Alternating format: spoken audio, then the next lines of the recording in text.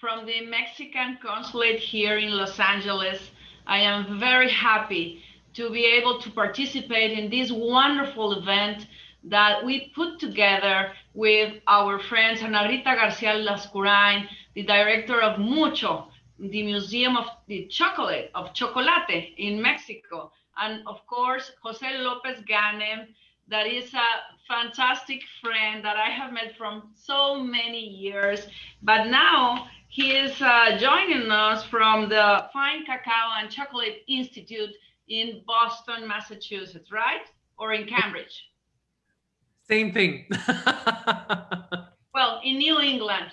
So from the West Coast to the East Coast, and then to Mexico City, and then to Texas, we will come back to Los Angeles and we will have a wonderful conversation around the celebration of the Dia de los Muertos, Day of the Dead, with my fantastic colleagues, 5 colleagues, well, including myself, and different cities. Of course, the capitals, Washington, D.C., Mexico City, Boston, Dallas, and Los Angeles. And of course, the chefs that make our lives being, happier.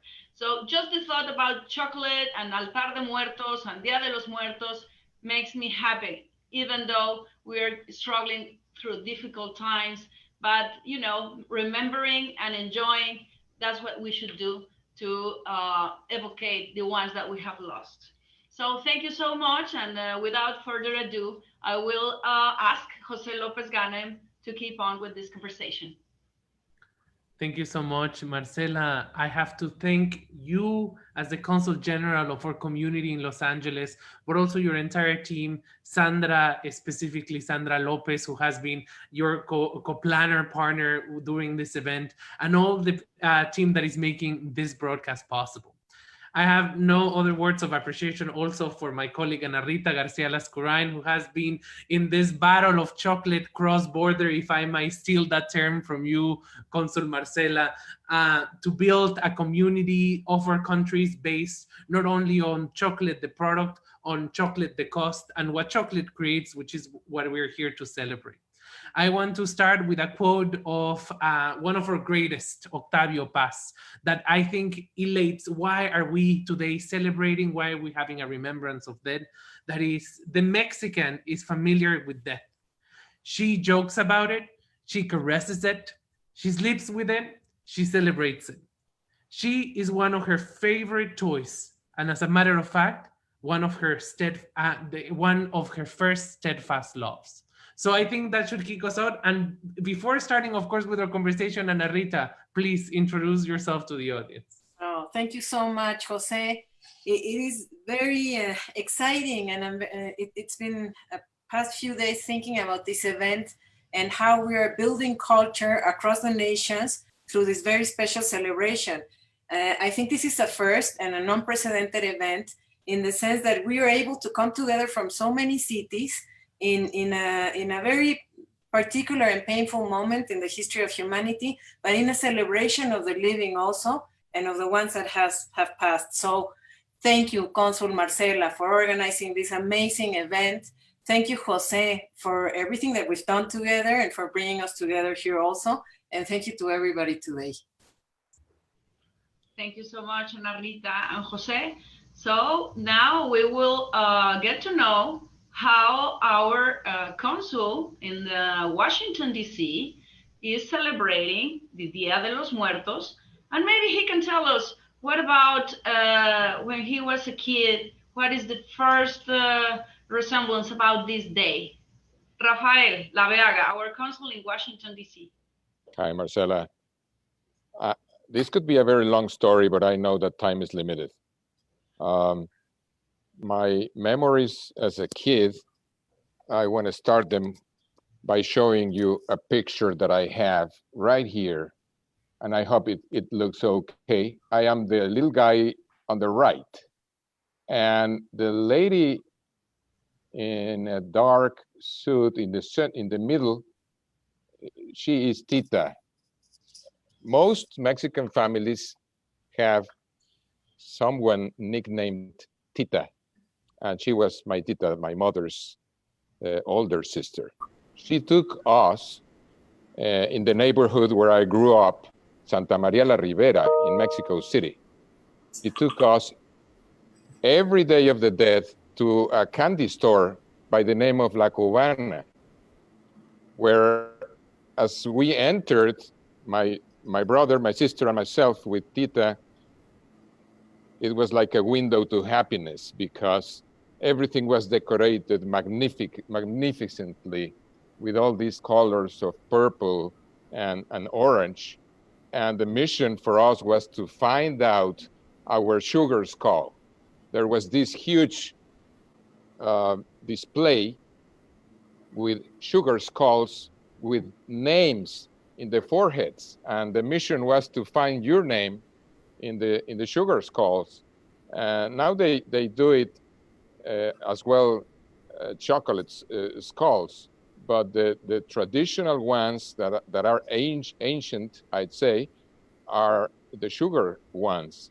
And well, my brother teased me around saying that I was not gonna find my name because my name was kind of weird, and I suffered a lot.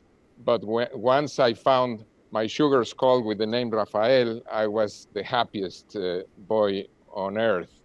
That's my memories of how we celebrated. Not always did we set an altar, but sometimes we did. I just want to make a parallelism. We are in November. November is Thanksgiving for the American people. And I find parallelisms because in the Day of the Dead is a family reunion day. It's a day where you talk about your ancestors. That's what the way I got to know my grandparents that I didn't meet, or the uncle, the aunts, and my ancestors, because you speak about that. You eat food as in Thanksgiving. So we share a lot of values, Americans and Mexicans, through the Day of the Dead in Mexico, and a few weeks later, Thanksgiving. That's my memories in general. That's why I remember of my childhood when it comes to the Day of the Dead, Marcela. Thank you, Rafa. This is a very nice story, and I think that most Mexicans from these adultos contemporáneos, because Canal 22 is helping us to transmit this wonderful event. So maybe I will pop sometimes a Spanish word, but los adultos contemporáneos estamos acostumbrados a esas calaveritas de azúcar. ¿No, José? I think it is. We're very accustomed to anything sweet. I think Mexicans has problem with the bitterness of chocolate. And speaking about chocolate, which is something that brought us here together, I'm very honored, Rafael, to introduce you to one of my favorite people in the world that happens to have three things that we share in common. Matt and I are proud alumni of the Culinary Institute of America. We happen to make a career in cacao and chocolate very early on. And we, I think, enjoy taste for very expensive bourbon, a very key part of American culture, I have to say. And I don't know if you agree with me, that the third love developed because of our work in the second, which is in the cacao and chocolate. But today, we're not here to talk about that part of our bitterness and job. We're here to introduce a particular holiday to the cuisine of Matt and to delight the Rafael with one of those treats. Matt, why don't you tell us a little bit what inspired you to create something with mucho chocolate from Chiapas, using Chiapas cacao for our community in Washington, D.C.? Matt, the microphone is yours. Absolutely. Thank you, Jose. And I just want to take a quick second to say thank you to Jose and everyone who made this event possible and for welcoming me into it. I'm really grateful for the opportunity and the opportunity to learn more about the day and the culture. It's really been a wonderful experience, and to meet everyone. It's been great in such difficult times. It's wonderful to share something like this, even from afar. But my inspiration was basically one of my favorite Mexican flavors is sour orange, and I kind of know that chocolate, especially this wonderful chocolate from Ana Rita, is paired really well with the sour orange. And I kind of wanted a vehicle to bring those flavors together. And I know one of the more popular pastries in the day in Mexico is a bread, is a sweetened bread. So the first thing that came to my mind with my culinary CIA training, and as I'm sure Jose knows, is it's very French. So a French pastry called craquelin, which is a base of brioche dough. And inside of the brioche dough, you roll or fold in a sugar cubes soaked in a syrup or a liqueur. And once the brioche dough is cooked, that kind of melts and infuses the inside of the dough with this really nice, sweet, delicious kind of filling. It kind of disappears into the dough. And I thought that this would be a really good way to kind of tie in the pastry from the day and the chocolate. And I made a ganache out of Anarita's wonderful chocolate and dipped those craquelins in the ganache. So it kind of brings all those flavors together, and I had a lot of fun making it and a lot of fun working with the chocolate. I did save an entire bar for myself, which maybe I shouldn't be confessing that. I really hope that Rafael and everyone who got to try these is enjoying them. I had a real joy making it. In the process of spirit making, when the spirit loses some of the evaporation because of aging in oak, it's called the angel share. What you just did, Matt, is the chocolate maker's share, which is, I think, something important to take in account. And Rafael, what do you have to say about the pastry? You're the end consumer. Please enlighten us with some on-screen biting. This is the one. Buen provecho. Take a bite as well.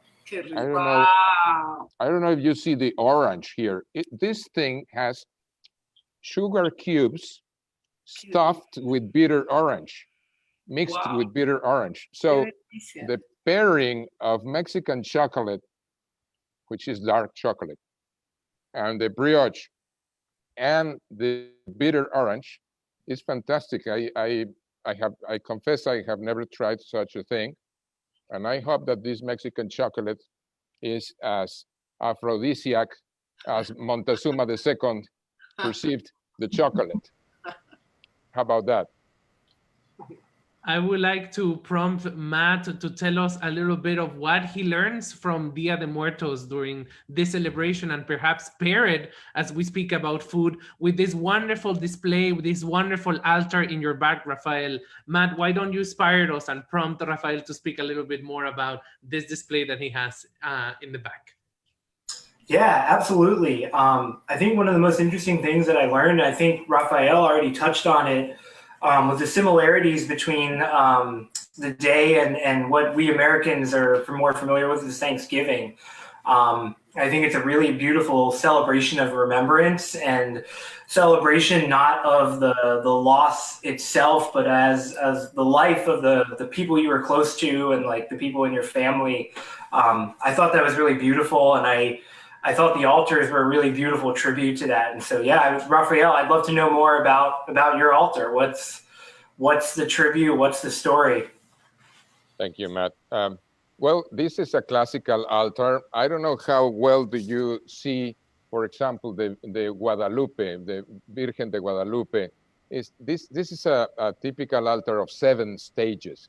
Originally, altars were supposed to have 9 stages, which are the 9 steps that you have to take in order to get to the underworld, according to the pre-Hispanic mythology. But this one is already, it's a modern one with 7 stages. The first one needs to be a religious image. We decided to put on the Virgin of Guadalupe, who, regardless of what religion we belong to, we all know as Mexicans that Guadalupe is a national symbol. In the second stage, we have mirrors. You're supposed, Matt, to have mirrors because once you come to the earth, you come back to the earth once souls come back to the earth, you look at the mirror to remember how you looked like when you were human. And then the next stage, it has toys for for those who passed when being children. So the souls come and play as children. Then the next stage, the next level, it's got food. That's where chocolate comes up. Both chocolate, pan de muerto, bread to honor the dead, some tequila as well, things that the dead liked when they lived on Earth. And then the next step needs to have the pictures of those to whom we are honoring this year, and we're honoring the Mexicans who passed due to the COVID-19 here in the Washington metropolitan area. That's in general what we're seeing behind me. Is there anything you would like to add for the viewers that are sharing this time with us today? Any of you? Well, on my side, I cordially invite you at Consul Mex Boas at 7:30 tonight, Eastern time, because we're going to have the inauguration of this very nice altar. You're all invited, and I just want to add that I thank Ana Rita, Marcela, and Jose for being such a gracious hosts this afternoon. Thank you very much. Thank you, Rafael. Matt, any brief words of goodbye? Yeah, I just want to say thank you all again for having me. It was an honor to be a part of this celebration. Thank you, Jose, and thank you, Ana Rita, for the wonderful chocolate. And yeah, thank you all for being here, and I hope you enjoy the rest of the celebration. I know I will. Thank you so much, Matt. And Rafael, do enjoy those CIA crackers, not the one in Largy, Virginia, but the Culinary Institute of America in Hyde Park, New York. And Rita, let's make a transition. Let's go and buckle up our seatbelt. Well, I am, my mouth is watering already with that bite that Rafael gave to the cracker lane. And it made me think of the combination of ingredients as like this contemporary abstraction of the pan de muertos that has the orange flavor together when you soak it into a hot chocolate caliente. So wonderful, Matt. I wish I was there to try it, you know. And then Rafael's history of when he went to Santa María la Ribera, La Chocolatera, La Cubana, brought me back memories from my own childhood of choosing the name, you know. But also wanted to let Rafael and everybody know that we fortunately have the remains of what the Chocolatera La Cubana had in the museum, in a showcase. So the Fundación Merced, that is the keeper of that tradition, gave us the last pieces and molds and brands and tags of the Chocolatera La Cubana, which is a cornerstone of chocolate culture in Mexico. So more than invited to visit at Mucho Chocolate Museum. And well, amazed by this event. Thank you very much. Thank you, Ana Rita. And now, well, I am so happy to be able to see you, my dear Will and Catherine, my dear friends. I met you at the border when you were posted as consul in Tijuana. I was posted in San Diego, and we became the cross-border compadres. And we fight and we were advocates for the cause of both the, you know, a profound binational community that we have at the border. But, you know, I am very happy that you accept this invitation to share with us, Will and Catherine. Well, Will and Catherine are in Mexico City. They're now at the embassy, where Will is the minister. And maybe Catherine can share with us what is she doing now, because I know she's a very energetic woman and she walks the talk. So, and of course, with Chef Saldaña, I have the pleasure to interact a few months ago, and that you are a dear colleague of me as well, because both of us are attorneys, but you became a chef, a fantastic chef. So please, Will and Catherine, Anna. Well, thank you, and it's just great to see you as well, and all our colleagues, the other consuls as well, and hi, Rafael, and just great to see you all. And it is ironic, no, that you're in the United States and we're in Mexico, and we're talking about Dia de los Muertos. But for us, Dia de los Muertos is also very special. We first encountered it when we were in San Diego, Tijuana, but you know, norteños don't have the same feeling for it as here in central Mexico. And so we really, last year was a great opportunity for us to really see Dia de los Muertos in its full bloom. This year it's a little bit more subdued, but we've really come to appreciate it. And especially as Rafa said, you know, it connects, it's a season, right? It starts for us maybe with Halloween and all the way through Thanksgiving. So it's a day to connect across the border. And hi, Marcella, it's so good to see you. I'm so happy to see your face. Beautiful. First, your question was about, I am working in the Embassy and American Citizen Services. My primary job at the moment is voting and elections. So this is going to be a very big week. I'm happy to start it off with a little vino from Valle de Guadalupe because it's going to be busy. For me, I started with Dia de los Muertos when I was teaching Spanish to 4th and 5th graders in Virginia, but we really didn't get into it. We just made the calaveras, we made sugar, and that was it. And then when we moved to Tijuana and I was teaching Spanish-speaking cultures in San Diego, I really kind of got more into it. And like Matt was saying, for me, it is such a beautiful holiday. It probably, after all of our travels, we've been doing this for 30 years, going to many different countries, and this is the most beautiful celebration, a holiday that I've ever seen from another culture. I love the idea that it's a celebration of life, not of passing. Of course, we mourn those who are no longer with us, but we have our little altar behind us. I don't know if you can see it. It's for my mother and my father and Will's father and his grandmother.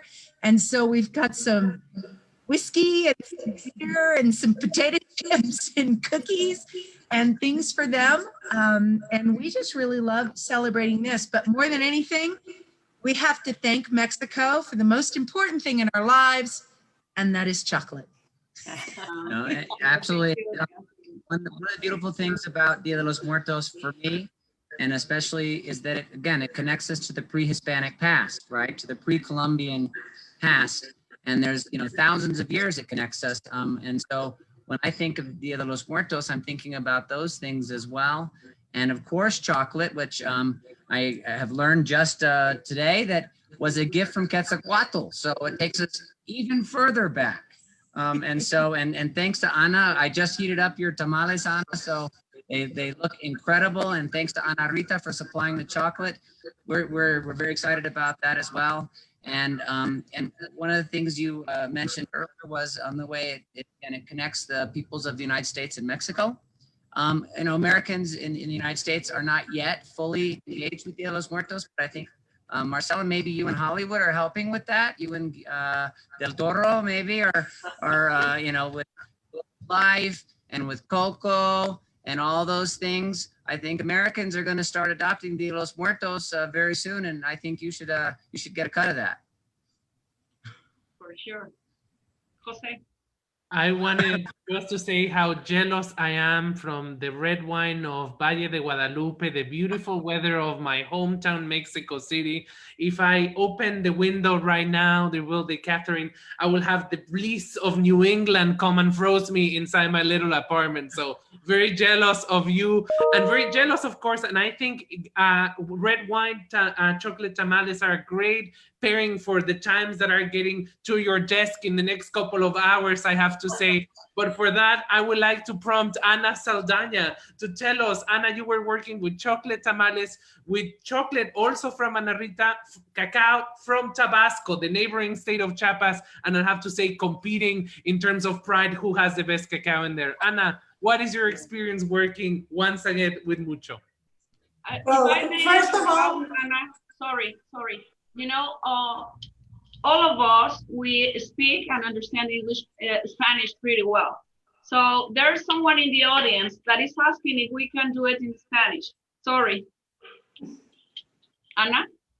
Hi, well, before anything, I'm so happy to be part of the celebration. Thank you so much for inviting me. This is a treat, especially to be cooking for Will and Catherine. Even though we are in the same city far away, I hope that the flavors of my kitchen can reach you, and also the flavors of my ancestors, because really, I think chocolate is such a wonderful Mexican ingredient. It is our gift to the world, and the chocolate from Ana Rita, it's a treat. I told her before, using this ingredient, cooking with it, it's just like delicious. And about the recipe, well, I think when you start talking about Dia de Muertos, a lot of times there's also this part of humor, and there's also this part of how we face death. And for me, in Dia de Muertos, it's more about the food that is enticing our loved ones to come and have a meal with us again. And so we have to put their favorite treats, we have to make them things that might make them come down, but also there's a lot of symbols within our offering. We have water so that when they come back from the dead, they can drink a little bit of water because they might be thirsty. We have salt so that the salt will protect their body in the coming and going. We have incense to lure the bad spirits away. And so there's all these things about food. There's all these things about the favorite ingredients of our loved ones. But I think it's also an opportunity to just open our hearts, and even though they're not here, have them present. So it's just really a treat. And thank you so much, Consul Marcela Celorio, for this amazing reunion. And thank you, Jose and Ana Rita, for promoting our Mexican ingredients the way you do it. Gracias. Es que les decía que la gente dice que si podemos hablar en español un ratito. Perdón. Y bueno, hablamos en español, disculpa. Entonces, vamos a probar tu plato, Ana. I hope it's delicious. I don't know if Ana Rita, you could tell us a little bit about this cacao. Si nos podrías decir un poco sobre este cacao en particular. Sí, claro. Bueno, este cacao es de una familia muy entrañable de productores, una familia por varias generaciones en la zona de Comalcalco, en Tabasco, y él fue el ganador en un certamen en el cual participamos, el FCCI y el Mucho, que estaba enfocado a premiar a aquellos productores que trabajaran con un cuidado y un respeto por la biodiversidad.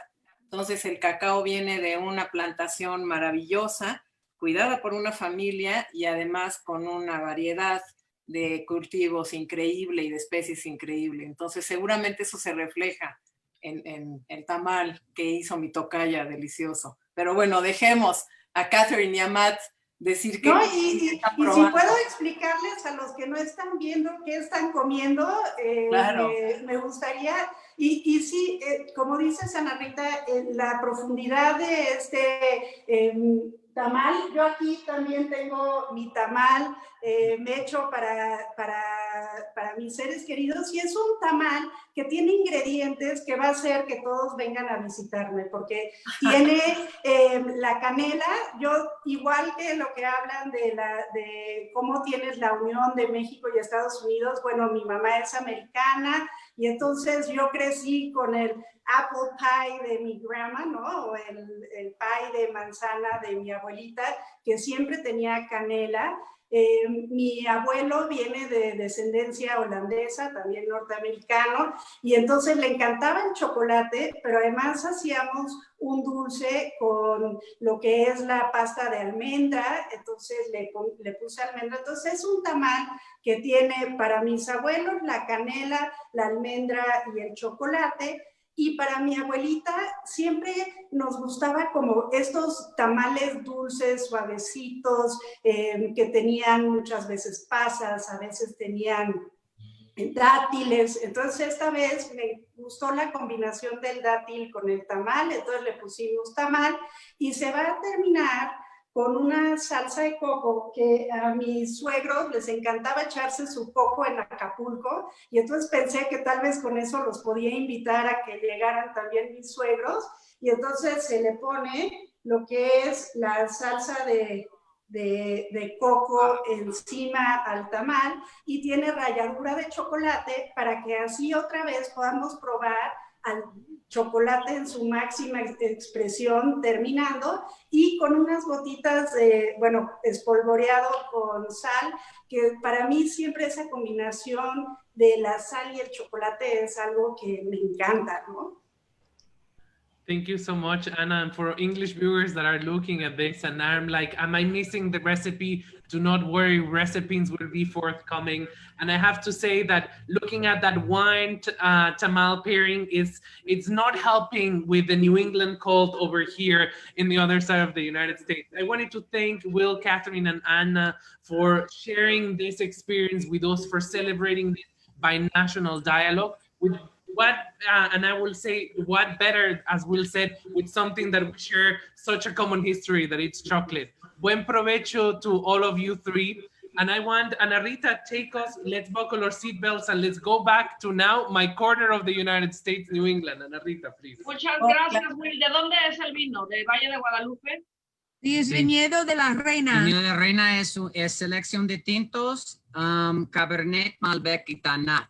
Entonces, todos los sabores hacen un maridaje perfecto con el tamal. Sí. Los extraño. Por los tamales. Muchísimas gracias. Tiene el sabor de amor, tradición y de México. Salud.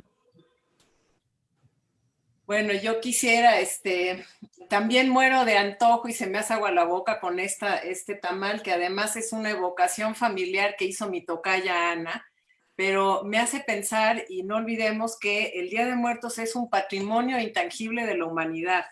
Entonces, Ana combinó dos elementos cruciales de la cocina mexicana, que es otro patrimonio intangible de la humanidad de UNESCO, que son el maíz y el cacao. Entonces, felicidades, tocaya, por eso. Y pensé también, cuando estaba hablando Catherine de sus días como profesora en Virginia, que allá hay una obra también importantísima de patrimonio de la humanidad, que es Monticello, ¿no? Entonces, pensemos también en Jefferson y cómo en estas dos naciones tienen estos tesoros, que son no solo patrimonio de todo el continente americano, sino de toda la humanidad. Entonces, bueno, pues una gran celebración de Día de Muertos con el maíz y el cacao. Gracias, Ana Rita. Well, I am going to mix Spanish and English because there are a lot of viewers that are asking us to speak in Spanish. So, but now I am delighted to introduce to you our dear consul in Boston, Alberto Fierro. As you know, we diplomats are all-terrain. But if someone is really, knowledgeable about Mexican culture, that is Alberto Fierro. There's no one else. The Mexican diplomacy. So I am very, very happy to be with him, and also with Chef Bauman, that I already told her that I love the pairing between red wine and chocolate. Alberto. Thank you so much, Marcela, for inviting us to be part of this celebration.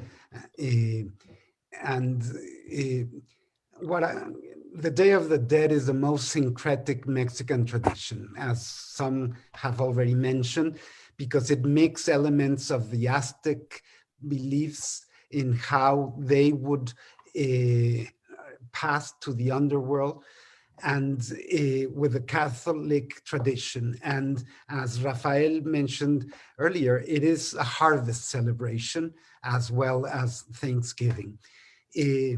Since 2003, the indigenous celebration of the Day of the Dead became part of UNESCO's intangible heritage patrimony.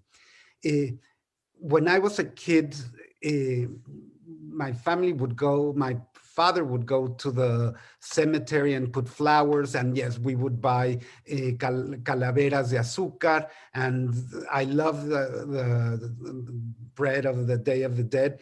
And we would all, the 5 siblings, would fight to eat the little bones outside. That were the best part of it. But it was not an urban celebration. The celebration was in rural communities mostly. As a sociologist, when I finished university, I worked in rural communities, and I was able to see those fantastic parties at the cemeteries, and how from the houses they would put the path with marigold to show from the house to the cemetery, so the souls would be able to find their way. But in the 80s, it became in Mexico an urban and also urban tradition, and not only from central Mexico. It started, I worked for the Ministry of Culture then, and it was, there was a big program called Conserva tus Tradiciones. And that's when schools, museums, institutions started to put altars and offerings for the Day of the Dead. And what is amazing is that it does really show how culture is alive. As we know with Coco or with a James Bond film several years ago, for example, a parade that was put in that film didn't exist in Mexico City, and now it does. So it changed. So it has been incorporating elements of Halloween, but it has also now it is celebrated in many cities in the United States. I was amazed in the amount of celebrations in Minnesota when I was consul there. And here in Boston, you see the altar behind me. That was at Franklin Park on Saturday and Sunday. And there was an invitation from the city of Boston to receive photographs of beloved people. And there were more than 500 people sending their photographs, and they were part of this celebration. That's amazing, maravilloso. Todas esas fotografías de sus seres queridos en Boston, en el parque y con la primera nevada. Felicidades, cónsul. Qué bien, mi querido Alberto. Gracias. And then we had the Peabody Museum at Harvard also celebrated yesterday. Everything had to be virtual, but there was a 1 hour very interesting program with music. As it has said here, chocolate and food is fundamental, but also music is, because it's a celebration of life. It's you have to have it. There's a cultural center called Veronica Robles that had a parade in cars this time, and also a virtual ceremony. And students of Emerson College decided to do a contest of calaveritas. Calaveritas are poems usually written about politicians or your colleagues, and it's a rhymed poem mentioning that you are already dead, or certain person is already dead, and making like jokes about that person, that person's life. For example, this morning in almost every newspaper, Mexico published calaveritas about the president, about the ministers, about the ambassador in the US. Rafael Laviaga, the consul, just shared with me a beautiful calavera that he wrote for the ambassador. So that's also part of the tradition. And I want to say, and without saying much pride of being the constituent of Alberto and good friend of the chef that I'm about to introduce, that in New England, we have a non-negotiable aspect of our culinary traditions, which is generosity. And I have to tell you, Laura Bauman shows up to my house yesterday with not only goodies for Alberto, as we can see showing on your screens, but for the entire consular mission. So I was Uber Eats yesterday, Instacart, delivering her creation to all our mission, all our heroes and heroines from the consulate. Laura, thank you so much for agreeing to work now with a very particular chocolate. It's the only cocoa powder in the world that it's single origin and Mexico origin. So literally, Laura was working with a very particular cocoa powder available here in the United States from our friends of Good Now Farms. Laura, what inspired you to create this dessert? Welcome. Hello. Well, first, I just want to say it's a huge privilege and honor to be part of this event. Thank you, Jose and Alberto and all of the hosts. I'm so thrilled to learn more about this holiday and to be a part of this virtual event. And I was so excited to work with Goodnow Farms cocoa powder from Boston, outside Boston. And it's such a huge privilege to work with a cocoa powder that is coming all the way from cacao in Mexico. And, I don't get to work with such beautiful products all the time in my baking. And so it makes such a difference in the final product. And I think that we're so lucky to get to work with something coming right from Massachusetts. And so I chose to make whoopie pies, which are kind of native to New England and also just a huge part of my own family tradition, something my grandmother made for every holiday growing up, and something I now make for most of my catered events. And I wanted to make it for this special holiday and celebration. So what I decided to do is make our cookies, which I gave Jose all of the whoopie pies, and so I don't even have anything here to show you. But I made the cookies with the cocoa powder from Goodnow Farms. And then the buttercream actually has some Goodnow Farms chocolate that I actually had whipped into the buttercream with, Jose, you'll have to help me. I don't want to say it wrong. Pioncillo. Yes. And and it gives it really a very, very subtle taste. I am not a sweet tooth person, but I loved the mix of the chocolate and this cream that the taste of piloncillo comes after as an aftertaste. And I thought it was so subtle and nice, Laura. Thank you. I think that it adds this really nice molasses forward flavor that is also so traditional to New England desserts and the flavor profile of New England, especially in the fall, winter weather. And I think that it worked beautifully with this cocoa powder that was very floral and aromatic and something that you just don't find from a commercial product, which is what I'm typically working with. Even though I'm sourcing higher quality ingredients for my business, it's rare that I get to use such a boutique product for dessert. I know that Laura has been debating a name because most of her colleagues want to continue selling this product, Consul Alberto. So I don't know if it should be Whoopie Pie Mexican Consul or Whoopie Pie Jose, but we will need to have a meeting in the consulate via Zoom to define that very important part of our bilateral agenda with the New England people. I wanted to say, beyond that, Laura, what is this that inspires something for Dia de Muertos? What was the inspiration of Dia de Muertos for this particular dessert?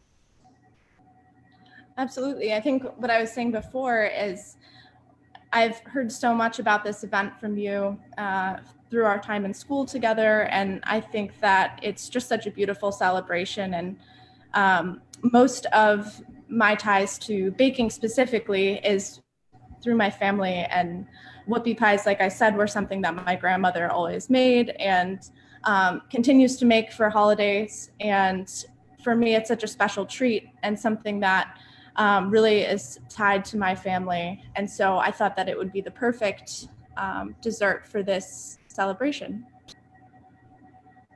So the verdict is that it's not a sweet and you like it. I was worried, Consul Alberto Fierro, because you and I both share the perhaps despicable like for peanut butter cups, an American confection of not the highest quality. But if I can point the guilt to someone that makes me not only eat better, but eat New England better, well, it's Laura. Anything you would like to add today? I will start with you, Laura, and then I will go to Alberto. Anything you would like to add to say to our viewers? Well, I just want to thank you all again for allowing me to be a part of this. And it's making me even more eager to travel to Mexico during this time to learn more about this holiday with you, Jose. Thank you so much, Laura. It's always a pleasure. Consul, anything you would like to add? Well, I was able to share with all my team this morning this delicious dessert, and everybody qualified it as fantastic. So thank you so much, Laura. And it's great that the celebration is growing and growing, and that we are making it grow also with this program. So thank you so much, and Ana Rita, Jose, and Marcela for the invitation. Thank you so much, Alberto. Ana Rita, it's very cold up here in New England. Why don't you take us somewhere warmer now? Well, it's Mexico City is very beautiful with very clear blue skies, but kind of chilly too, I have to tell you, José. So está frescón. Y me gustó mucho lo que describió el cónsul Fierro, Alberto, de cómo se ha ido transformando esta tradición de Día de Muertos y cómo otra vez el evento que estamos haciendo hoy es una capa más que se suma a toda esta tradición tan grande y cómo ha cambiado de los 80s a lo que es hoy en día, a través del cine, a través de las recetas y bueno, la interpretación de Laura con el piloncillo me hace pensar que en New England se suma a la tradición mexicana con un platillo tan tradicional de ellos y con una costumbre tan nuestra, ¿no? Y me hace pensar también en los estudiantes, José. En el momento en que yo pienso en Boston y en Cambridge, mi mente se va a ello y bueno, va para todos los estudiantes un pensamiento de solidaridad y apoyo y bueno, de búsqueda de nuevas maneras de celebrar el Día de Muertos ahora este año.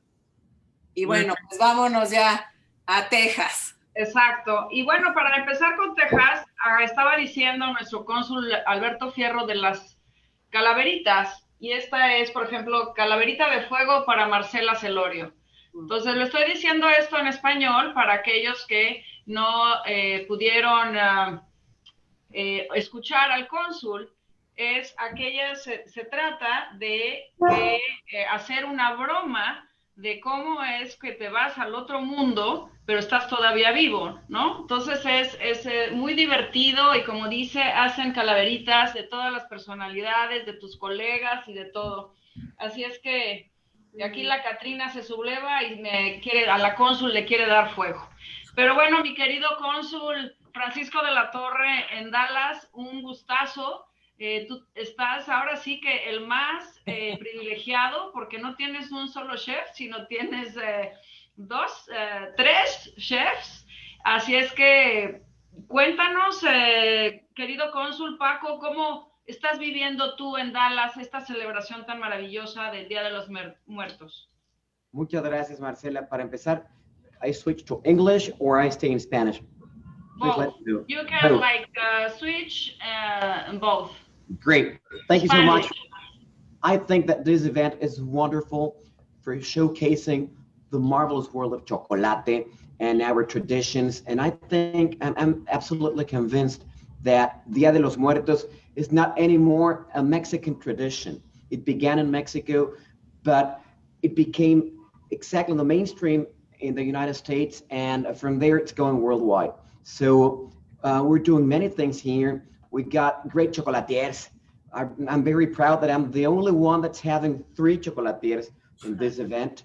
And talking about the things we've been doing in Dia de Muertos, 4 things precise. The first one, un concurso de calaveritas. Por supuesto, asociados con la Cámara de Comercio México-Estados Unidos, hay un concurso de calaveritas. 2, un parade con LULAC, organizado por LULAC, que fue el día de ayer en las calles del centro de Dallas. Tercero, un concierto maravilloso. Dallas Symphony Orchestra offered a wonderful Dia de Muertos concert with Mexican classical music last Sunday. It was huge, amazing. And por supuesto la ofrenda. Tenemos una ofrenda de Día de Muertos aquí. Tenemos un artista yucateco que se llama Miguel Martín, que hace catrinas gigantes. Gigantes, probablemente no tamaño Texas, pero sí gigantes porque son más de 2,5 metros, y las tenemos expuestas aquí en el consulado. Esa es una parte. La otra parte de cómo celebramos, Marcela, querida embajadora, es a través de nuestras tradiciones chocolateras. Y aquí es donde ya empezamos a hablar de Andrea, de Cindy y por supuesto de Cristal. ¿José?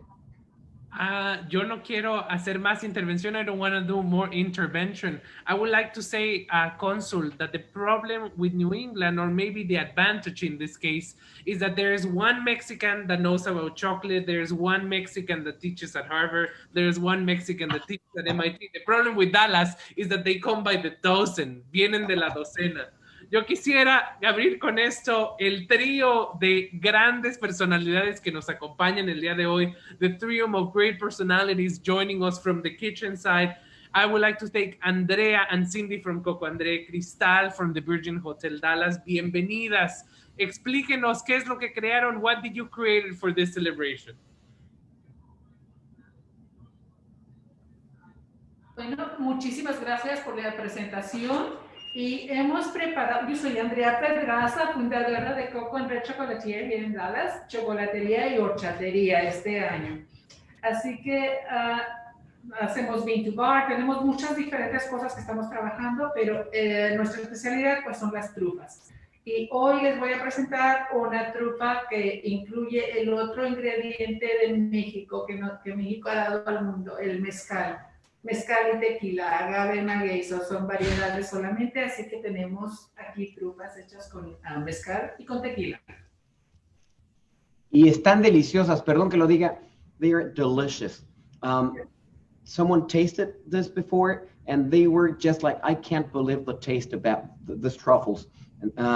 ¿Y cómo llegaron a eso? ¿Cómo se les ocurrió? ¿Es receta suya? Por favor, dime, Cindy, this is your recipe or how you got to this? Dejamos que Cindy se presente y regreso y le explico cómo salimos con la receta esta. Hola, buenas tardes. Yo soy Cindy Pedraza, hija de Andrea y administradora por Coco André y le ayudo en lo que pueda a mi madre. Y nuestro chocolate, para nosotros el Día de los Muertos es muy significativo porque nuestra familia lo ha celebrado por 11 años aquí en Oak Cliff y ha sido parte de nuestra comunidad ya por 11 años y luego hasta ahora estoy enseñándole a mi niña chiquita las tradiciones. Entonces, es un placer estar aquí con ustedes. For the people outside Dallas, Oak Cliff, it's the Hispanic neighborhood, the traditional Hispanic neighborhood. Es el corazón que late de Dallas y es hispano. Perdón que lo diga, pero así es. Por favor, adelante. Cristal, ¿ibas a hablar también? My turn. For me, like my family grew up in Oak Cliff, so yeah, you are correct. Like this is 100% like the part of like the Hispanic culture in Dallas. Talking about how chocolate brings people together, and especially during COVID-19. Crazy enough, like me and Andrea, we met like in February at a chocolate event. So we were pulling out to Washington D.C. and we spent the week just learning about chocolate, and that's what brought us together. So for me, it was such a pleasure to be a part of this event, and especially to use Coco André chocolate for the first time. So it was really amazing. So I really just wanted to showcase really what they're doing here, because these guys are like the dream, like to not only a family, but also just coming here, like being from Latin American descent, it just really like brings joy to my heart, and like I feel like they embody really what this is about, like what Dia de los Muertos is about. And yeah, I'm glad to be here. Thank you. Cristal, pero no nos dijiste, ¿qué hiciste hoy? ¿Qué nos presentaste el día de hoy? What I made with their stuff. So I actually did a chocolate and horchata tart because they also are an horchateria, which is like gotten them through COVID, which is amazing. So inside is a 85 and 60% chocolate tart. Has a horchata cream, and then for me, I love mango and tamarind. So it has a mango and a tamarindo powder sweet that goes around it, and some marigolds just to honor the Day of the Dead and honor this holiday and this culture. I gotta tell you something. There's an urban legend here in Dallas that Hispanic or Mexican American or Mexican descent chocolatiers serve chocolates in the White House. Is this true or not, Cindy? So we've been invited to the White House twice in our 10-year run of owning Coco André. My mom was fortunate to be a speaker as an immigrant mother from Mexico. We were extremely honored that she was able to walk the halls of the White House and sit, 2 feet away from President Obama and his staff. So we were really excited for that opportunity, and we were just glad. We always say that chocolate has opened so many doors for us, and we're just ready to see what the next steps are for us. Así que no es una leyenda urbana, fue real. No, Nos da mucho gusto. Nos da muchísimo gusto. Let me share with you something that I just discovered about a year ago. I have it here. In the Merriam-Webster dictionary of the English language, there are 8 words in Nahuatl. I don't know if you knew this, but here are the words: chocolate, coyote, avocado, tomato, chile, ocelote, ajolotle y chipotle. La más mencionada y la más buscada en el diccionario Merriam-Webster es chocolate. Chocolate es una palabra, no solamente el producto, el cacao, sino la palabra, la utilizan en todo el mundo y nace en México. Para nosotros también es un orgullo. Dime algo, Cristal, por favor. How you decided to become chocolatier? Why? You're from Dallas, you're from Hispanic descent. How you choose to remember something? You worked with Disney, and then you became chocolatier. How you did that? So for me, it all started with my family. I always loved making cakes, and I always loved doing pastries for just my family, just one thing after another. So I would actually make cakes for my nephews and nieces when they were growing up. And then I came to a crossroads in my career early on where I had to decide which way I wanted to go. And, food always brings people together. And that's really what made me choose this and what I'm doing now. So it's been a wonderful career that I've had over the past 10 years to be able to work at the places I have and do the things that I've done, but also meet the wonderful people that this industry really has opened doors in that sense. So meet people like Cindy and Andrea and do things like this where you're not only just getting to know people, but becoming friends and family together to do things like this. So I came over here because it was like, what's the point of doing 2 different Zooms when we all know each other and we can do it all together? So it's a really great and wonderful thing that we're a part of. Yeah. Me he comido el micrófono, José, Ana Rita, y no sé si quieres preguntar algo, si quieren intervenir o no. No, I just have to say that the best displays, the best conduction has, and I don't want to make anybody jealous because there's already so much to be jealous about, the enormous amount of pastries that you have, Consul. But this display, this conduction, this familiarity, I don't even want to intervene. I have to say, I have to make that known in there. I don't want to make a commercial, which is you, Consul, in Dallas are very also lucky because once a year, the Dallas Chocolate Festival, I know one of our colleagues, Emily Manto, is listening over here, happens in Mexico. And I want to point out to another person guilty of it, which is Ana Rita Garcia Lascurain, who diligently always participates. So I don't know what's about Boston and with Dallas, but there might be a chocolate rivalry coming up soon, and I'm very happy for that. Yo quiero decir algo también, que es el placer, ahorita que hablaron Cristal y Cindy, y sobre todo placer y respeto por Andrea, que es esta chocolatera experta. I had the privilege of visiting their atelier last year. It's a beautiful house, and she's an amazing woman that needs to be recognized both in Mexico as well as in the United States. Entonces es un placer verlas nuevamente. Y felicidades por esos platillos que desde luego nos tienen ya envidiosísimos, Paco, que tienes, estoy de acuerdo, toda esa abundancia de la generosidad y el talento brillante de estas mujeres. Entonces, mis saludos hasta Dallas a las colegas y todo lo mejor en el día. Te extrañamos, querida. Gracias, Paco. Nos faltaste este año. Yo quiero decirles a todos que también es un orgullo tener cada año aquí a Ana Rita, que viene con un display enorme de productos mexicanos y a poner muy alto el chocolate mexicano a través del museo. Así que, Rita, te extrañamos. Espero que cambie el año que entre esta circunstancia. And something else, José, and this is important. You were telling us that there are many Mexicans in Dallas. Yeah, many Mexicans, because Mexicans, when we send our people, we send the best. And that's the truth. Y Dallas es un ejemplo de ello.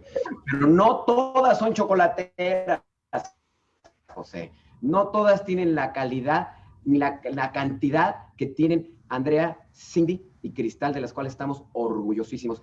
Quiero contarles una anécdota muy breve y muy rápida que me sucedió a mí casi entrando a la diplomacia. Yo era un jovencísimo agregado cultural, semiagregado porque había otro, y estaba yo en Brasil y me tocó montar un altar de muertos en el Ministerio de Cultura. So here I am, a young diplomat with dreams, doing this altar in the culture minister in Brazil, the year 99. So it was very easy for me to think that honoring the Minister of Culture of Brazil, I should put a wonderful chocolate skull with the name Francisco. His name was Francisco. He was my tocayo. So everything was settled. The Mexican ambassador told me it's a great altar. This is great for the Brazilians.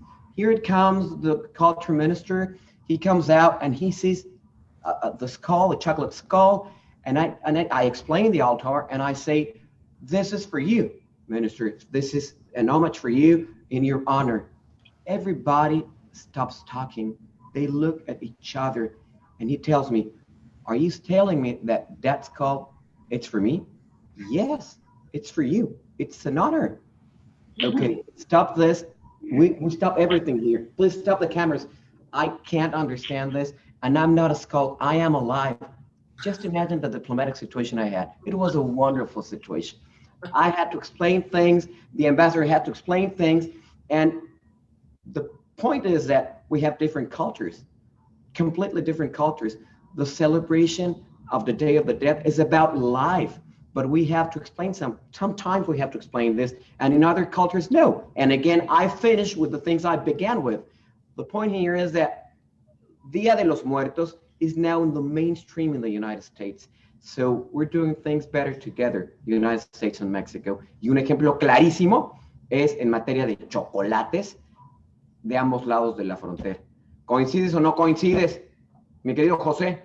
Yo coincido, creo que Ana Rita coincide. Lo que sí es, vamos a dejar tarea. Yo como profesorando, como docente en una universidad, as a teacher in a university, I would like to leave some homework to Cindy, to Andrea, also to Cristal, and to our diplomats. Ever since Lopez Portillo visited the White House for a state dinner, the President of the United States has never offered chocolate in the menu for the White House gala. I think if Andrea and Cindy have already been there, we need to, at the next time our president comes to the United States, there should be not only a chocolate dessert, but a chocolate dessert for every time they have missed to put chocolate for a Mexican head of state. That's a homework I want to leave for the Dallas team.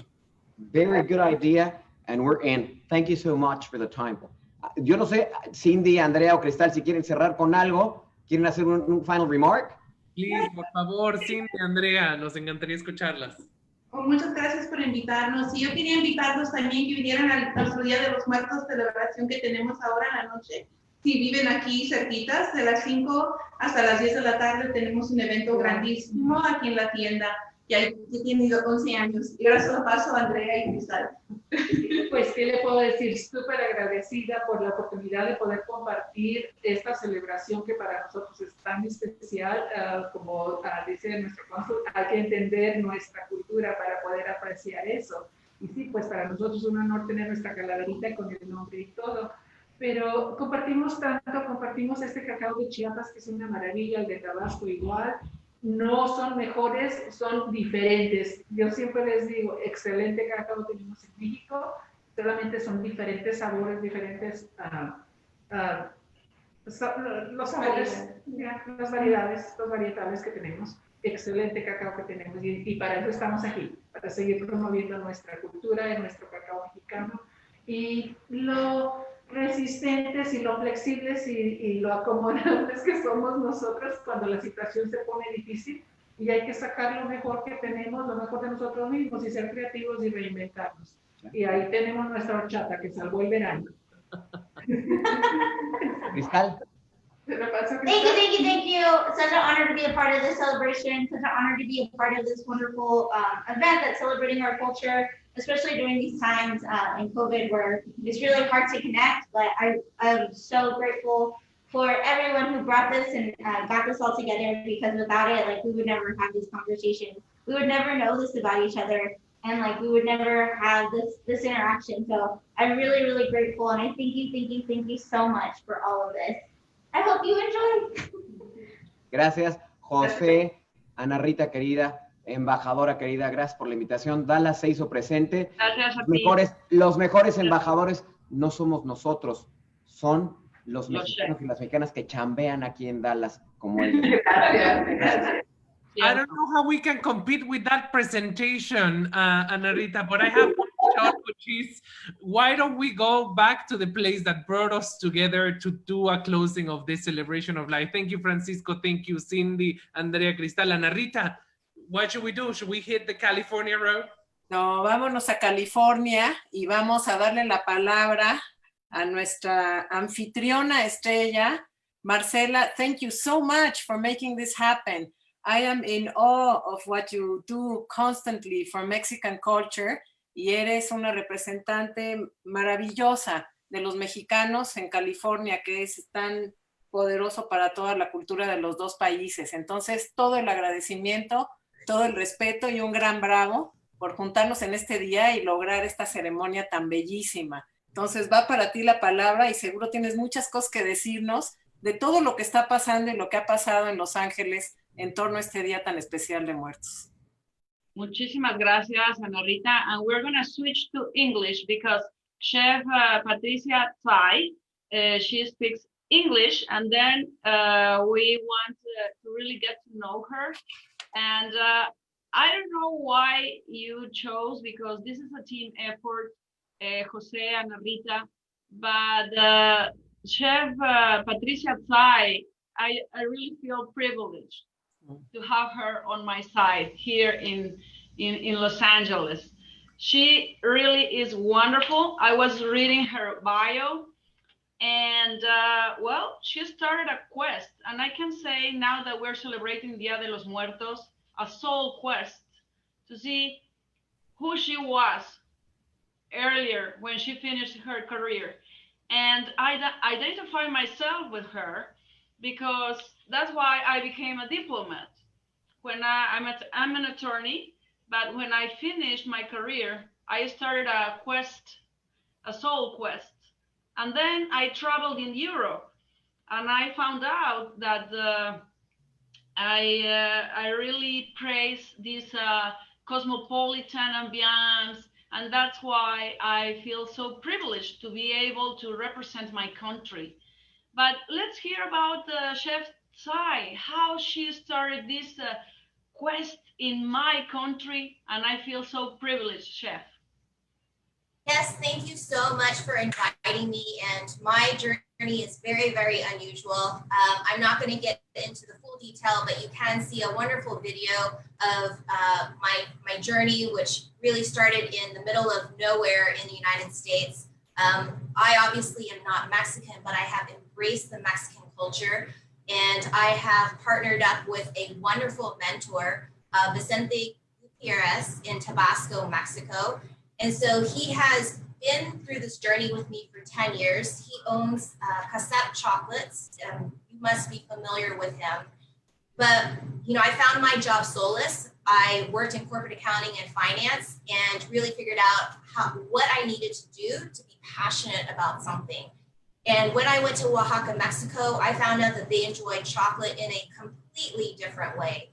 I was used to going to New York City, seeing all the beautiful truffles, and really enjoying the mastery and artistry of what chocolatiers were doing. But when I went to Oaxaca, it was a completely different experience. They were drinking chocolate, and you could see the cacao nibs going through the grinder, and I said, this is what chocolate is. So fast forward, I figured out how to make a hobby into a business. It's certainly taken about like 15 years. You can certainly ask Vicente. It's been like this father-daughter relationship of frustration, of really figuring out, you know, what story am I trying to tell here in Los Angeles? Because a lot of people here do not drink chocolate, but they understand a chocolate bar. For me, the mission was to really think about what is the story of chocolate, not look at it from a European perspective, but go further back in history to how the Mayans enjoyed chocolate many thousands of years ago. And if I look at that history is that it was used in ceremony and it was used as strength, as Mayan soldiers would drink chocolate before they would fight. So here at Choco Vivo, we have a drinking station where people can customize their drinking chocolate. It's reflective of how people drink chocolate around the world, from a sipping chocolate to a frozen hot chocolate. And then on this side over here that you can't see, this is where we make all of our chocolate from bean to bar, but we stone grind everything. And then right back here, you can see all of the bars of chocolate. We make 13 different kinds of flavors. So I really look at chocolate as chocolate is food, it is not confection or candy. And so what I'm presenting to you are little tapas and dishes of what I think about chocolate. Not necessarily dessert. We make brownies, we make cookies here, but what I really presented was I wanted to give you something that was very different. Thank you so much, Chef. And I really like the way that you put it, that chocolate is not a candy, it's food. And so we have to recognize the chocolate as such as. And I was thinking, about Dia de los Muertos and Altar de Muertos. And, there is a human solidarity about death because all of us, we're going to die someday. And I want my people, or the ones that care and love me, to put an altar de muerto that our consuls were explaining in Washington, D.C. and in Boston. In this altar de muerto, I would like to have chocolate, this food, with a glass of wine, a red wine, in a mole. So I am very happy that you gave me this menu, and I have a lot of things to eat. And first, and thank you, Chef, you are very generous and very kind. This Dia de Muertos Gastro Altar 2020 is a menu especially for Marcela Celorio. So really, I feel very privileged. And the first thing that I'm gonna try is the vegan pozole with cacao broth and nixtamal purple mushito corn from Michoacan. What about that? Yes. So we're fortunate here to be in Los Angeles and working with so many artisanal bakers and people that can really bring the beauty of Mexico here. So the vegan pozole that you can see, I started with heirloom corn right here. You can see it's kind of a little bit hard to see, but this is coming from Michoacan. And then what I did was I used the whole nixtamal process. And so I, put calcium, cal inside, and then made it into hominy. But the beauty of this vegan pozole is that we didn't add any meat, because I know that cacao beans is about 40 to 50% natural fat. So with cacao beans, what I did with this is that I roasted the cacao beans, and then I ground it up, and then I boiled it for about an hour. And then I let it sit for a couple of days to let those flavors absorb. And then in typical pozole, you have Mexican oregano, and I added 2 onions and some tomato in there to give it more depth and flavor. So I did that for about another couple of days. So all in all, this whole process was about a 5-day process to really let those flavors come together. And so the base is a cacao bean broth. And even if you were just to make it super simple and just roast the cacao beans, boil them for about an hour, and then strain the cacao beans to make a very clear broth. Even in just my culture of adding some sesame oil, some sea salt, and some green onions, it's so beautifully, it's just a beautiful broth with a depth of flavor that has no meat inside, because chocolate is 40 to 50% natural fat. Wow, it's fantastic. As you can see, I have been eating, but I have another treat. So the nixtamal chocolate tamales drizzle with farmer's market hachia persimmon sauce. Yes. So right now we're about in November. So you can see some persimmons that are at the farmer's market. So what is beautiful about these tamales is that I used the purple mosquito corn, and then I used the nixtamal process. And then what I did was that I ground the corn through our stone grinder, because what we do is we stone grind cacao nibs to make it into bars of chocolate. But first I had to stone grind the corn, and then I couldn't stone grind the cacao nibs together because the process is a little different. When you grind the corn, you have to add water. We know chocolate and water don't really mix together. So I had to do two separate processes: grind the cacao, then grind the corn. And then I took the cacao, the bars of chocolate, and mixed it into the masa dough. And then I made it into tamales. Typically tamales, you will have to add some lard or some oil inside. But because we know chocolate is 40 to 50% natural fat, what you are tasting in terms of moistness is that fat from cacao. The type of chocolate that I used in here was our Mayan tradition chocolate. So you taste some cinnamon, a little bit of chilies, and almonds that are all ground in together. Really, this is wonderful. You know, we had a conversation about chocolate with Jose and Ana Rita and Ana as well. We were talking about how the pre-Hispanic world, with you know, it was not the sugar added, and maybe it was like a chili.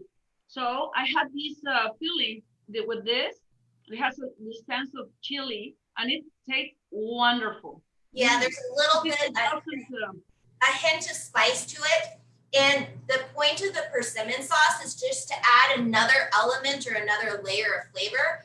Because I have found working with chocolate is that persimmons and chocolate work really well together. So in the persimmon sauce, there is no added sugar. It's just the natural sugar from persimmons, from those particular persimmons called Haichia persimmons. So those are the ones that have to be super ripe, where you just peel off the outside of the skin if you want to, but they have to be really, really ripe. Otherwise, if you eat them unripe, then you kind of have a pucker in your mouth. Wow. Well, there's another one. I have a vegan chocolate pudding with criollo cacao beans from Chiapas. Just take a look at this. Yes, so this particular one is most of the chocolate that was used in the first two dishes. That is chocolate from Vicente's farm in Tabasco, Cassette Farm. The name of the farm is Jesus Maria. But I was so lucky enough to go to Chiapas last year to visit Rayen Cooperative. It was a beautiful experience. So I actually have some of their criollo cacao nibs that I ground into chocolate.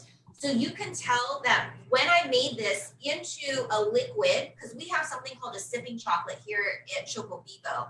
And what I tell people is if you can't drink the whole sipping chocolate, put it in the refrigerator because it will turn out like pudding, just like this. I forgot to make this right before I left the shop last night. So I actually had to come back at midnight to make this so that it could solidify in time and just so that it could get into a pudding state. And so I didn't want to take any chances. So this had been sitting in the refrigerator for probably about like 9 hours, but you can see like the thickness and the richness of criollo beans is just really amazing. Never had such a taste before. And I am Mexican. I am a chocolate lover. This is fantastic, really. Thank you so much. And last, I will become greedy, you know, like, oh my God, this is the last one. I need more. But I am glad we waited until this time, so it was almost dinner time in Los Angeles because you're having a full meal, Marcela. yes. Here is Mayan tradition hot chocolate with Trinitario beans from Tabasco, Mexico. Yes, so the juxtaposition of a pudding, now you're going to drink a hot chocolate. So in the hot chocolate, this is your traditional hot chocolate that you drink for Dia de los Muertos. It is what, in terms of in America, how people drink chocolate, it is that amount of liquid. Versus what you just had in a pudding, if we were to heat this up, this would be called a sipping chocolate. If you were to come into Choco Vivo and you were to order something warm, your two choices are your hot chocolate or your sipping chocolate. So in this particular hot chocolate that you're drinking, that has your 3 types of chilies that we put in there. We added almonds and then traditional Ceylon cinnamon sticks. and then a little bit of salt. And we just ground it all through the stone grinder. And so that is our most popular chocolate to melt down into a drinking chocolate. And we sell that as a chocolate bar and also as drinking chocolate. And no sugar added. There is a little bit of sugar added in there. You're probably about a 70% cacao. Wow, it's fantastic. Thank you so much, Chef. I look all these products, the chocolate butter and the cacao powder with no sugar. So we should, encourage more people to get to know that chocolate is food, not a candy, and they shouldn't be afraid. If you add sugar, then the problems start. But this is fantastic, and this is such a fantastic way to celebrate Dia de los Muertos. Thank you so much. I don't know, Jose and Rita, the experts, what do you think about all this fantastic food that Chef brought me? Bueno, I am in awe, Patricia, of what you've done. I am also an admirer of Vicente Gutierrez. 10 years ago, when we first started the Mucho Museum, he was very generous, and throughout all these years, as you know, he's a pillar of Mexican cacao culture and a very committed individual, and just like a reference for everybody working in Mexico, and I can see also in the US. Now, as of what you did, I can't stand, my mouth is just absolutely watering. Your use of the textures, the flavor, and your understanding of Mexican cacao in its richest and most exquisite way makes me want to travel to LA and go try all of these dishes. So many congratulations. Looking forward to meeting you and to trying everything that you just described today. And bueno, bravo. Felicidades for what you just presented to Marcela. I'm not trying to add to the panel of Master Chef here, Patricia, but I also wanted to thank you. Marcela made a pause, I imagine, because she was mesmerized by the flavors of your cuisine. And it's like, we should, and I think what we should do is share. It's like, that's what I think, I'm hoping Marcela will say, just because I can see that the flavor have in the excellent diplomat Marcela is representing our country with all of you. And I also want to thank you, Patricia, standing not as an ambassador of Mexico, but just looking at our cacao and chocolate industry, for taking a bet on Mexico. You are one of the rarest companies that use basically for their entire brand a Mexican product. And I'm pretty sure Eder from Rayen and Vicente Gutierrez Casep from Casep are listening to this recording, and they will feel very proud that someone has basically branded their entire existence, their entire flavor portfolio, and have guests such as Marcela, and hopefully one day Anarita and I, really tasting what my country can do in the streets of Los Angeles. I want to make a question to Marcela before we leave. Marcela, you have been representing Mexico in Israel, in New York, where I had the particular privilege of being your constituent as I'm Alberto's today, and now in California, first in San Diego, and then in Los Angeles, the most important city for Mexico outside Mexico. How do we celebrate Day of the Dead there? Well, we have been celebrating the El Día de los Muertos with a contest. We started a quest for the best pan de muerto in Los Angeles. We already have the winners, and we're very happy that we can attest that the pan de muerto, has been made here in Los Angeles. There were a lot of enthusiasm. And then this morning, I had a virtual exhibition of photograph exhibition with Tomás Casademunt, that is a Mexicano ya, but he was born in Spain, and he was traveling in Mexico for 8 years, and he took photos of all the altars in Guerrero, Michoacán, Puebla, Oaxaca, Yucatan, and he was telling us about how different the altars are in these states. And for example, like William Ostick said, in El Norte de Mexico, you don't have this tradition, but in the center and south, you have it. How different is Yucatan, the altars in Yucatan from the ones that you can have in Oaxaca or in Puebla. So, and Of course, every year we participate with Holy Bird Forever, the cemetery that congregates many people, thousands of people. I remember last year, I don't know how many people were there. I think 5,000, 7,000 people gathered to celebrate. And something that really encourages me is about, this understanding from Americans and Mexicans about our celebrations. And my colleagues were saying at the beginning, Rafael, Alberto, Paco, William and Catherine, they were saying about this end of the harvest, and for us, the Dia de los Muertos and Thanksgiving, and in such a way that Americans praise Thanksgiving, and we Mexicans praise Dia de los Muertos. Now I praise Thanksgiving, and they are praising and start appreciating Dia de los Muertos. So that's all about, this is what we want. We want this cross-cultural understanding, and I think that we're doing, taking steps in the right direction. I have 4 questions pending, and thanking Patricia and Marcela for their time. I wonder if Will and Catherine finished that bottle of wine. I wonder if our friend Francisco de la Torre has anything in front of him anymore. Same question goes to Rafael Laviaga. And I don't know if Alberto Fierro still has any goodies that Laura prepared. Why don't we invite them back on the screen? Yes, to thank them. If they are there, please join us. Alberto, you already have your jacket on. Is that cold? I see, and I see that someone might be hiding from the truffles. Patricia is joining us.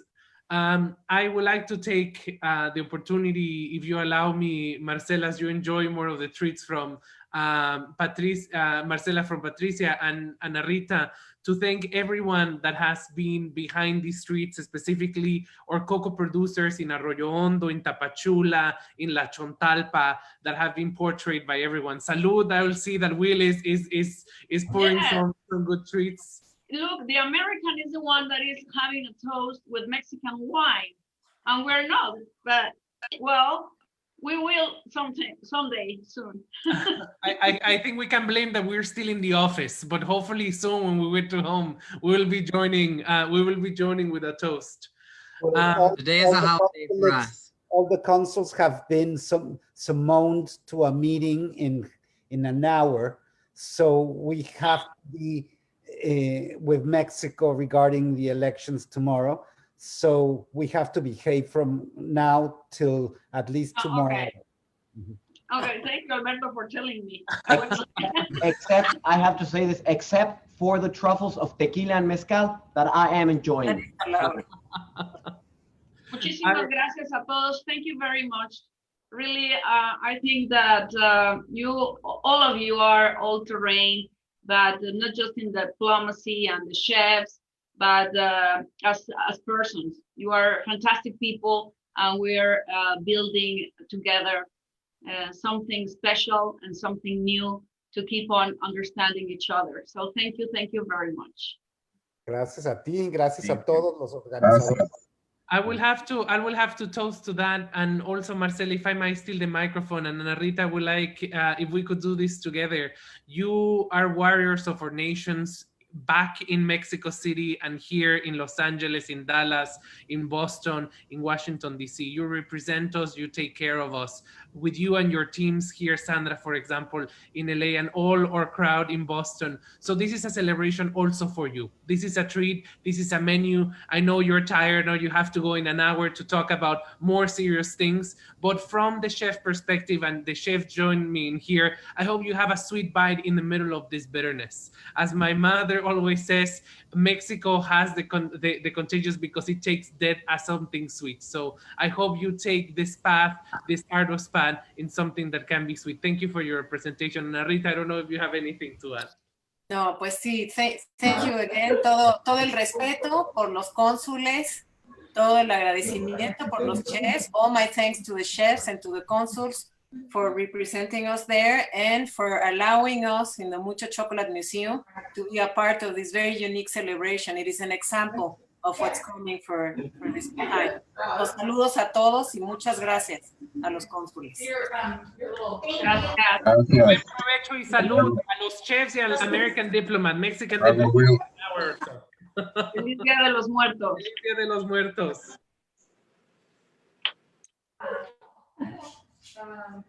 There was a, I guess I'll do this.